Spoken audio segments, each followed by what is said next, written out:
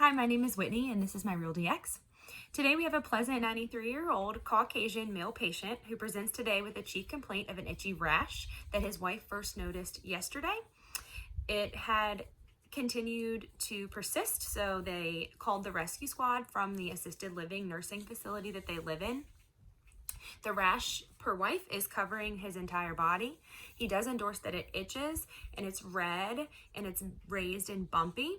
He denies any pain associated with the rash. The patient is hard of hearing and does have dementia, so the history was fairly skewed, but the wife was present to aid in the history. I would have liked to ask if he had used any new detergents, lotions, body washes, things like that. Is the rash and itch constant, or does it come and go? Has it spread, and how quickly? Other than the Benadryl that the squad administered now, have you tried any other treatments, and how did you respond to those treatments? Does anything make it better? Does anything make it worse? Is it keeping you awake? Is it keeping you from doing your normal daily activities? Has it happened to you before? Have you taken any new medications or herbal supplements? And have you had any recent illnesses or sick contacts? The past medical history was COPD and dementia, so I would have asked if there was any other medical history and the dates of those diagnoses. Past surgical history, we have listed a tooth extraction that was 2 days ago. I would have asked also about any other surgeries and the purpose of the procedure. Was it a cavity, or why did he have that done? Is he up to date on his immunizations? There were no immunizations listed. The medications that I have was cephalexin, started 6 days ago by his dental surgeon in regards to the tooth extraction, and Perio RX mouth rinse or chlorhexidine mouth rinse that was started yesterday after the tooth extraction. So I would have wanted to know what was the dose, frequency, route, and last dose taken of the cephalexin, and have you taken the cephalexin before? Have you taken the Perio RX before, and how many times have you taken that, and how long are you supposed to take that? Any other medications, over-the-counters, herbals, prescriptions, things like that. Allergy-wise, he's allergic to penicillins. I would have wanted to ask what his reaction to the penicillin was. Social history, he lives with his wife in an assisted living facility. I also would have asked about tobacco use, alcohol use, illicit drugs, prior occupation, hobbies, physical activity, and nutrition. As far as the ROS, it's a mixture of things that I would have asked and that the Real DX did list. So as far as general goes, he denies any activity change, fatigue, fever, or recent illnesses. He does endorse for integumentary an itchy, red, raised rash. He denies pain, pustules, burning, blistering, and denies swelling. He denies headaches, dizziness, eye irritation, rhinorrhea or congestion. Denies sore throat, swelling of the tongue, face, or lips. He denies shortness of breath, difficulty breathing, wheezing, cough, or chest tightness. He denies chest pain or palpitations, and denies abdominal pain, nausea, vomiting, or diarrhea. His vital signs were 103/86. His heart rate was 85, respiration 16. The temperature was not available. O2 sats were at 96 on room air. His weight, height, BMI, and pain scale were not available either. As far as general, he's a well-nourished, well-groomed Caucasian male in no acute distress, sitting upright in his wheelchair. His skin color was appropriate for his ethnicity without flushing. There was an erythematous maculopapular wheal rash scattered across his back, chest, and arms. There were no pustules present, and there was a patent IV in the left forearm. I was unable to assess the other parts of his body due to the video. However, a full skin exam would have been completed. For heat, his head was normocephalic, atraumatic. There was no facial or oral swelling. Perla, the sclera white, and his conjunctiva were pink. His tympanic membranes were pearly gray bilaterally with a visible cone of light. His nasal mucosa and buccal mucosa were pink and moist. His uvula was midline and his tonsils were grade 2, and he had no lymphadenopathy. His lungs were clear bilaterally. His his breathing was easy and unlabored without use of accessory muscles. There was no adventitious sounds or wheezing.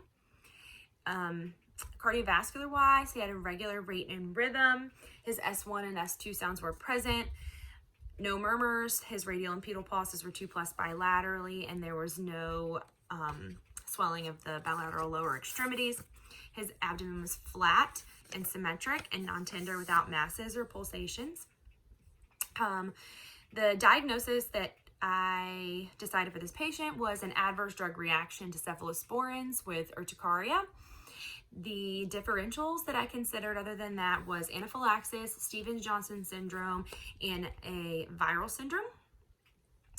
The diagnostics done at this time were none. Treatment-wise and interventions would be to list cephalexin as an allergy in his chart along with pictures if possible. I would discontinue the Keflex and consider starting a different antibiotic such as azithromycin. Continue the Benadryl, 25 to 50 milligrams every 4 hours, scheduled until the hives have dissipated, and then PRN. Pepcid, the dosing would be completed after the renal function was established, but it would be otherwise 20 milligrams every 6 hours. Cool compresses could also be applied for symptom relief of itching and to help avoid scratching. As far as education, you would definitely want to avoid the cephalosporins and penicillins. An allergist referral could be considered. You could have delayed angioedema reaction days later, so it's important to be closely monitoring those symptoms and call 911 right away. If you have increased shortness of breath, difficulty breathing, wheezing, chest tightness, chest pain, facial swelling of the lips, eyes, tongue, mouth. This patient lives in an assisted living facility, therefore the caregivers there should be able to monitor him. However, if they feel like they can't, or if they do not have epinephrine or other treatment measures that would be needed, then we could consider sending him to the ER to be closely monitored in case delayed anaphylaxis would occur. The chlorhexidine mouthwash was unlikely to be the cause of your rash, as you have a known allergy to penicillin and cephalosporins are similar, and try to avoid itching the skin to prevent infection and further irritation. As far as follow-up with the dental surgeon and follow up with us as needed if symptoms do not resolve or worsen. So for my differentials, anaphylaxis was at the top of the list because with the hives, it could always progress to anaphylaxis.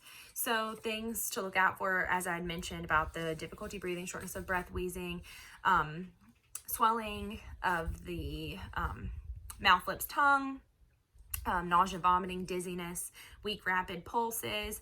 All that would have been important to look out for. And thank goodness right now he only had the urticaria.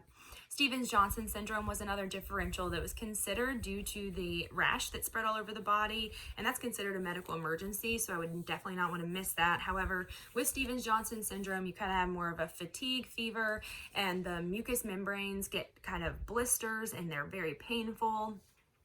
His mucous membranes was intact, and they were not painful. He did not have burning eyes or sore throat, which also could have been Stevens-Johnson, and a skin biopsy would be gold standard to diagnose that. A viral infection was considered due to the rash or exanthem, and that is because it can be a maculopapular erythematous rash that itches. However, with the history of the penicillin allergy and with cephalosporins being so closely related, he also didn't have a recent illness or fever. The allergic reaction was most likely. I could have asked about sick contacts for this one as well. Some things that I could have done better would be to more strongly consider a steroid taper if it was all over his body. That could be done if the Benadryl wasn't working. I should have been more specific about the dose and frequency and duration of treatment for the Pepcid and the Benadryl. As far as how many days he should continue taking that, when he should expect this to resolve, if it will. And I could have considered a referral for the delayed reading intradermal skin testing with an allergist. And the reason behind that would be if he were to need a penicillin or cephalosporin for a life-threatening issue, or if there were no other antibiotics that could work for something he may develop, they would know his reaction and if it can be controlled and worth it. And it was difficult to determine which antibiotic he should go on instead of the Keflex because I didn't really know the reason he was on it or the duration and things like that. So that's why I kind of wanted him to follow up with the oral surgeon, but I thought azithromycin would be an okay one if it was for dental prophylaxis. Some pearls would be that 2% of patients with penicillin allergies react to cephalosporins. Epi should be given only if it's life-threatening anaphylaxis, especially in the elderly because of the chance of heart attacks if it's given. And Benadryl would be the gold standard for the hives.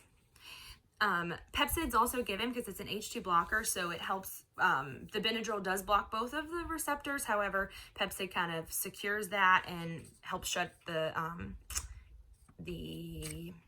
IgE-mediated response even more. And that a large percentage of the cephalosporin reactions are non-immediate or delayed, which would be consistent of this, and consist with signs and symptoms of the skin, which also consists with this to help support the diagnosis. So thank you all for watching.